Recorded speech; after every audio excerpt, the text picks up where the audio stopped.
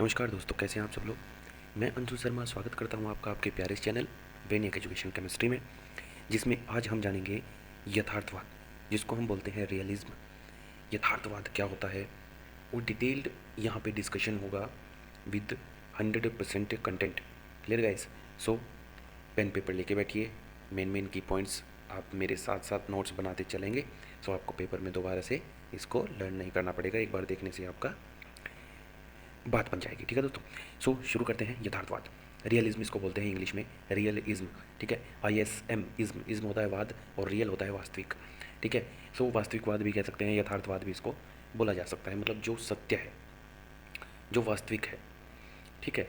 तो यहाँ पे हम बात करेंगे जगत की, विश्व की, संसार की, भौतिक जगत की, जिसमें वस्तुओं के बारे में आपको पता चलेगा। Clear guys.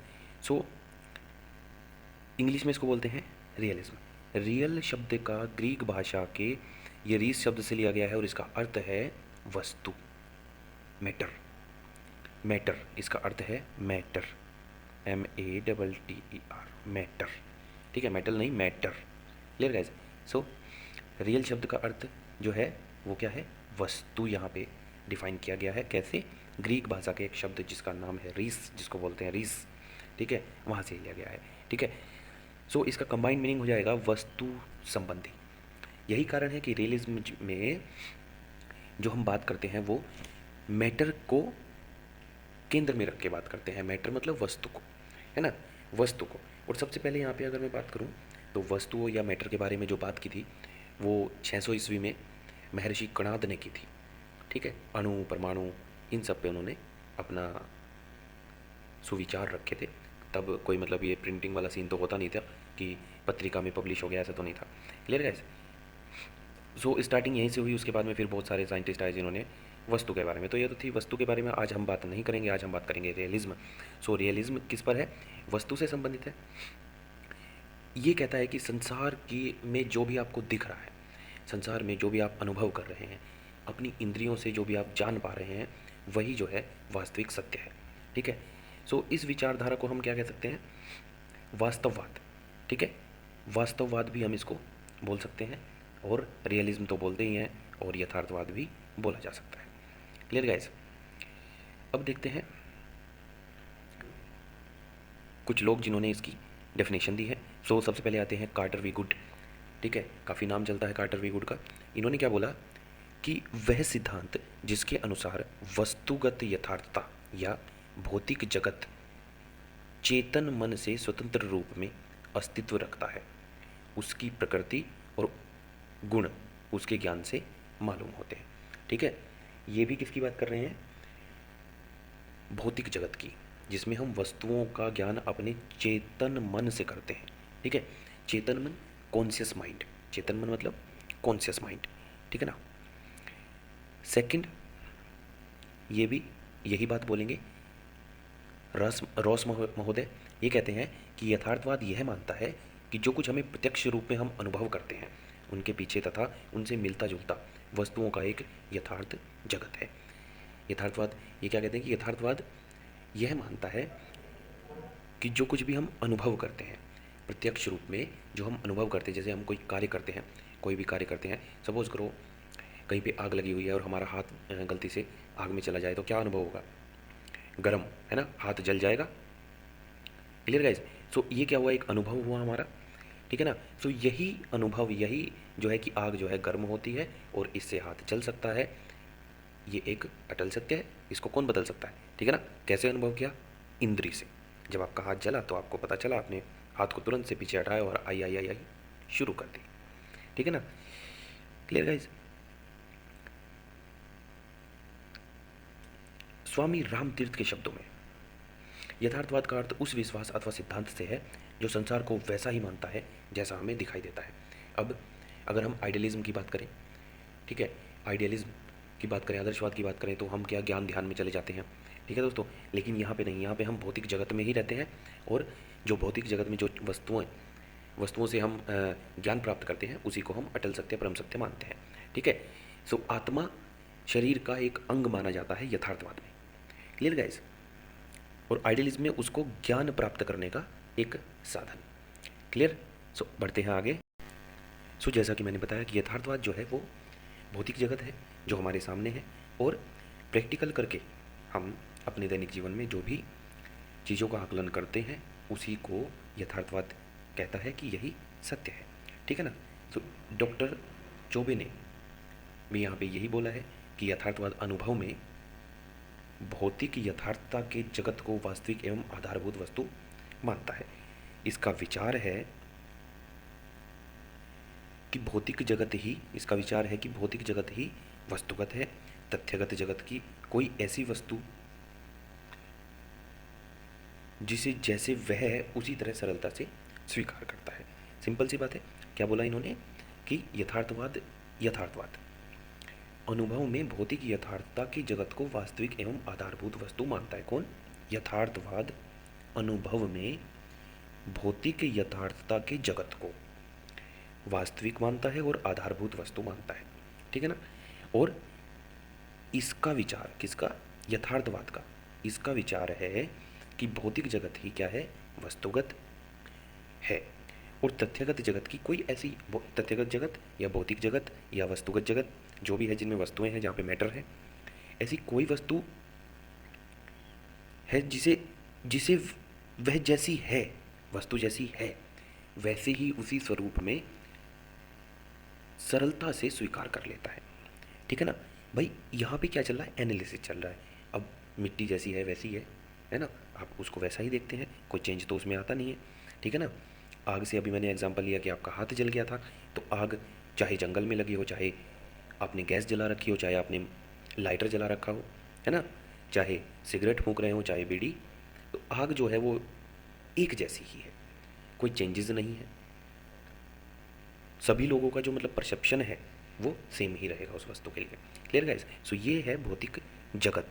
और इसी फिर जब थ्योरी आगे बढ़ी तो इसी को आप यथार्थवाद के रूप में पढ़ रहे हैं। ठीक है ना। सो आगे चलते हैं। यथार्थवाद का की ऐतिहासिक पृष्ठभूमि, है ना, यथार्थवाद की ऐतिहासिक पृष्ठभूमि, है ना। तो यथार्थवाद विचारधारा नहीं, ऐतिहासिक दृष्टि से यह वाद भी कई शताब्दियों से चला आ रहा है ना। अरस्तु से उन्होंने अपनी पुस्तक फिजिक्स में लिखा है कि इस प्रकार की बहुत सी वस्तुएं हैं जिन्हें हमसे संकेत किया है, जैसे कि पशु हैं, पौधे हैं, हवा, अग्नि, जल, और अधिक स्पष्ट ढंग से प्रदर्शित करने का प्रयत्न करेगा तो उसे मालूम होगा कि अन्य कम प्रकट वस्तुओं की अपेक्षा उसे ज्ञात होगा कि उसमें विभेद करना कठिन नहीं है कि किनका अस्तित्व है और किनका नहीं है ना। सो एक तो ऐसी वस्तुएं हैं जो स्पष्ट ढंग से हमारे सामने हैं, कुछ ऐसी वस्तुएं हैं जो स्पष्ट नहीं है। ठीक है। कम प्रकट वस्तुओं अगर उनकी तुलना की जाए तो हम इजीली यहाँ पे कर सकते हैं, क्योंकि मैटर है, हर किसी चीज़ की प्रॉपर्टी होती है, हर एक वस्तु की अलग प्रॉपर्टी होती है, हम कंपैरिजन कर सकते हैं। ठीक है ना। और उनमें क्या हम जो डिफरेंस है वो फाइंड आउट कर सकते हैं। Clear guys. सो इसका अभिप्राय यह है कि यथार्थ जगत कि जगत जो है वो कैसा है? यथार्थ है। ठीक है, रियल है, सत्य है, ट्रू है। Clear guys. सो अरस्तु के बाद अक्विनास के विचारों में भी पदार्थ की यथार्थता का आभास मिलता है। बहुत सारे लोग हुए, नाम याद रख लेना। ठीक है, थोड़ा कठिन है लेकिन एक दो बार करोगे तो याद हो जाएगा। ठीक है ना। तो अक्विनास ने माना कि ईश्वर ने वस्तु जगत का निर्माण किया है। इसके पश्चात दर्शन जगत में कमेनियस नामक शिक्षा शास्त्री ने यथार्थवाद की भावना का प्रचार किया। ठीक है। कमेनियस ने क्या बोला? मन को एक वस्तु रूप दिया। ठीक है, उसने मन को एक वस्तु माना। यथार्थवाद में मैंने बोला था अभी कि आत्मा भी एक शरीर का अंग है, एक वस्तु माना गया है एक टाइप से। ठीक है ना। और मन, सेम मन, आत्मा, ठीक है, चित्त, ये सब क्या है? एक वस्तु रूप में वहाँ पे माने गए हैं। Clear guys. सो यथार्थवादी मैटर को लेके चलते हैं, हम पहले से ही मैं बताता आ रहा हूँ। Clear guys. नेक्स्ट, उनके अनुसार, किसके अनुसार? कमेनियस के अनुसार। ठीक है, मनुष्य का मन एक गोल आकार का दर्पण है, एक ऐसे कमरे में टंगा हुआ दर्पण जहाँ पर ऐसे कमरे क्या कहीं भी दर्पण को टांगे, ठीक है ना, चारों ओर जो भी उसके वस्तुएं होंगी उनकी जो उसमें इमेज होगी, ठीक है, वो आपको वहाँ पे दिखेगी। किसी कमरे में अगर मिरर रखा हुआ है तो उसमें आपको कुछ ना कुछ तो दिखेगा। अगर आप देखेंगे किसी भी एंगल से देखो, कुछ ना कुछ जरूर दिखेगा। ठीक है। सो इसने मन को ऐसा माना कि एक दर्पण के समान जिसमें हमेशा कुछ ना कुछ है। Clear guys? और ये यथार्थ जगत को समझने में हेल्प करता है। Clear guys? अब बात करते हैं कि भारतीय दर्शन में भी जो है वो यथार्थवादी विचारधारा मिलती है। वेदों में प्रकृति के तत्वों का वर्णन मिलता है जिन्हें देवरूप स्वीकार किया गया और यह है तत्व संबंधी उपासना हुई। ठीक है ना? और आपने सुना भी होगा कि मानव शरीर जो है वो पंच तत्व में विलीन हो जाता है। पंच तत्व सुने होंगे, ठीक है ना? सो मानव शरीर को पंच तत्व का मेल माना गया और शरीर को धर्म का साधन माना गया। ठीक है ना? साधन को यथार्थ व अस्तित्ववान माना गया। ठीक है ना? शरीर को धर्म का साधन और साधन को यथार्थ मतलब सत्य, रियल व अस्तित्ववान मतलब जिसका अस्तित्व हो, जो एग्जिस्ट करता हो। ठीक है ना? मतलब जो होता हो कहीं पे। Clear guys? अब बात करते हैं हम यथार्थवाद के सिद्धांत जो कि मोस्ट इंपॉर्टेंट है यहाँ पे, ये आपको लिखने ही लिखने हैं। ठीक है? तो यथार्थवाद प्रत्यक्ष जगत में, जो यथार्थवादी होते हैं प्रत्यक्ष जगत में ही विश्वास करते हैं। उनके अनुसार अस्तित्व प्रत्यक्ष में है और कुछ निश्चित सिद्धांत हैं जिस पर हम विचार करेंगे। Clear guys? तो विचार करते हैं कौन कौन से सिद्धांत हैं। पहला यहाँ पे है कि दृश्य जगत ही सत्य है। दृश्य जगत का मतलब जो हम देख सकते हैं, जो हम अनुभव कर सकते हैं, ठीक है, जिसमें हम जी रहे हैं, जो हमें दिख रहा है, जो हमें ज्ञात है, दृश्य जगत। तो वो कह रहे कि वही सत्य है। आत्मा, परमात्मा, ज्ञान, ध्यान कुछ नहीं होता। जो ज्ञान है, जो आत्मा है, परमात्मा है, वो सब दृश्य जगत है, भौतिक जगत है। ठीक है ना? ये लोग मानते हैं। नेक्स्ट क्या है? इंद्रिया अनुभव का ज्ञान। जो इंद्रियों का अनुभव है वही ज्ञान का आधार है। क्या कहते हैं? जो इंद्रियों का अनुभव है वही ज्ञान का आधार है। तो सच्चे ज्ञान की प्राप्ति हमारी बाह्य इंद्रियां ही करती हैं। ठीक है ना भाई? इंद्रियां जो भी अनुभव करती हैं वही सत्य है, वही ज्ञान है। ठीक है? तो इंद्रिय जन्य ज्ञान यहाँ पे सर्वोच्च, सर्वोपरि और सब कुछ वही माना गया है। ठीक है? जो हमें अनुभव से प्राप्त हो, ऐसा ज्ञान, उसी को हम पूर्ण या फिर वास्तविक ज्ञान कह सकते हैं। Clear guys? नेक्स्ट देखते हैं कि रसेल और हाइटहेड ने क्या बोला। उन्होंने कहा कि उन्होंने इस संवेदना को ज्ञान का आधार माना है। ठीक है? तो रसेल के अनुसार पदार्थ के अंतिम निर्णायक तत्व अणु नहीं है वरन संवेदन है। ठीक है? संवेदन जो हमारी इंद्रियां करती हैं, ठीक है ना, जो इंद्रियां महसूस करती हैं वो संवेदना।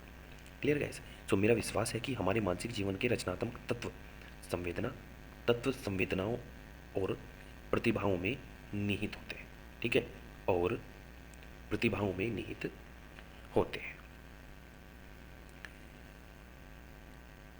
सो यथार्थवादी लोग जो हैं वो वस्तु जगत में नियमितता, कंटिन्यूटी को क्या करते हैं? स्वीकार करते हैं। और वे मन को भी यांत्रिक मतलब मशीन, ठीक है, मशीन के तरीके से क्रियाशील मानते हैं कि हमेशा वो कार्य करता रहता है। ठीक है ना? और वो कहते हैं कि अगर आपको ज्ञान प्राप्त करना है, कौन? यथार्थवादी कहते हैं कि अगर आपको ज्ञान प्राप्त करना है तो उसके लिए कंटिन्यूटी आवश्यक है, नियमितता जरूरी है। नियमित आपको चीज़ें करनी है। ठीक है? किसी भी, जैसे कि हम खुद ही पढ़ाई में बोलते हैं कि जो है डेली पढ़ना चाहिए, या फिर व्यायाम के लिए बोलते हैं कि नियमित व्यायाम करना चाहिए, है ना? सो उससे क्या है? निरंतरता बनी रहती है। ठीक है? कंटिन्यूटी बनी रहती है, गतिशीलता बनी रहती है। Clear guys? सो वस्तु जगत की निरंतरता, इस पे भी गौर करेंगे और याद रखेंगे कि यथार्थवादी जो है ना वो क्या कहते हैं कि भाई मन जो है वो मशीन की तरीके से कार्य करता रहता है डेली, नियमित तौर पर, और हम क्या करते हैं?